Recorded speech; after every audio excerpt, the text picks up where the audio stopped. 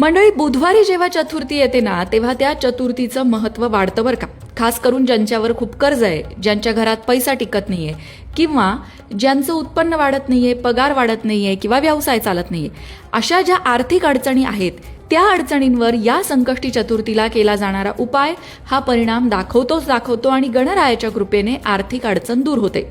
बुधवार हा सुद्धा गणपतीचा एक वार आहे. मंगळवार जसा गणपतीचा वार आहे तसा बुधवार सुद्धा आहे, हे बऱ्याच जणांना माहीत नसेल.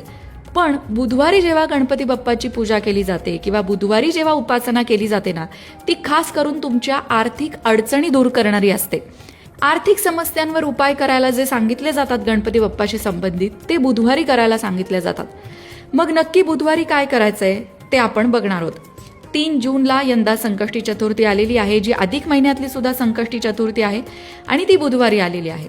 आता या चतुर्थीला तुम्ही जे काही करणार आहात त्याचं पुण्यफळ तुम्हाला अधिक पटीने मिळणार आहे. अधिक मिळणार आहे कारण ती अधिक महिन्यातली चतुर्थी आहे. पटकन मुद्द्याकडे येऊया की काय करायचं आहे. आता ज्यांच्यावर कर्ज आहे, पैशाची सतत अडचण आहे किंवा आर्थिक संकट आहे, त्यांनी या संकष्टी चतुर्थीच्या दिवशी सकाळी उठून गणपती बाप्पाची पूजा करावी आणि पूजेमध्ये पिवळी फुलं गणपती बाप्पाला अर्पण करावी. चाफा, शेवंती अशी जी पिवळी फुलं आहेत ती गणपती बाप्पाला वाहावी. 1 किंवा 5 या प्रकारामध्ये अर्पण करावीत. त्याचबरोबर एक गणपती बाप्पाचा मंत्र आहे, त्या मंत्राचा जप सुद्धा करावा. फार वेळ नाही करायचा, फक्त 31 वेळा करायचा. तो मंत्र असा आहे: श्री गणेशाय नमः, श्री गणेशाय नमः. जे धार्मिक ग्रंथ आहेत त्यामधून हा मंत्र घेण्यात आलेला आहे आणि त्या धार्मिक ग्रंथांमध्ये सतत होणारं कर्ज या समस्येकरता हा मंत्र देण्यात आलेला आहे. त्याचबरोबर ऋणहारक गणेश स्तोत्र जे आहे ते रोज आपल्या घरी पठण करावं. आता तुम्ही अधिक महिन्यातल्या या संकष्टी चतुर्थीपासून सुरुवात केली की रोज तुम्हाला श्री गणेशाय नमः हा मंत्र 31 वेळा म्हणायचा आहे. त्याचबरोबर ऋणहारक गणेश स्तोत्र जे आहे ते तुम्हाला इंटरनेटवर मिळून जाईल, त्या स्तोत्राचं पठणही करायचं आहे. सुरुवातीला म्हणता येत नसेल तर फक्त ऐकून सराव होईल, मग म्हणा.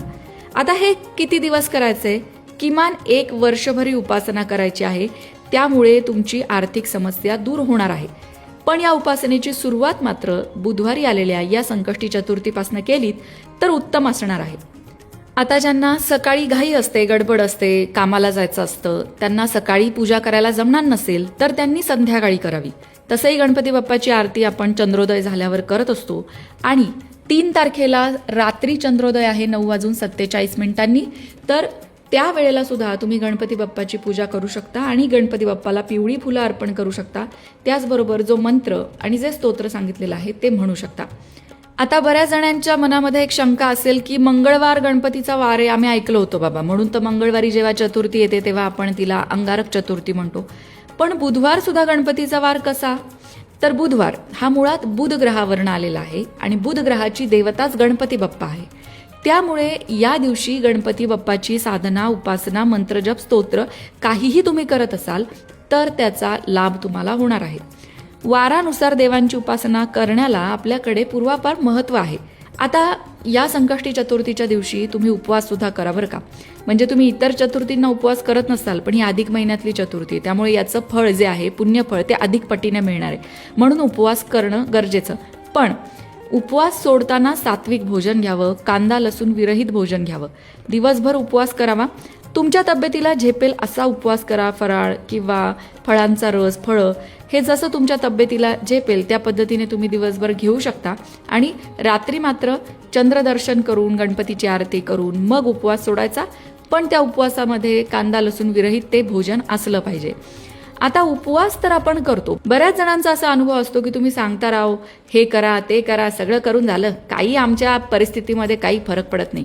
याचं कारण हे असतं की तुम्ही जे करताय ते करत असताना त्या मागचे जे नियम असतात ते पाळले जात नाही.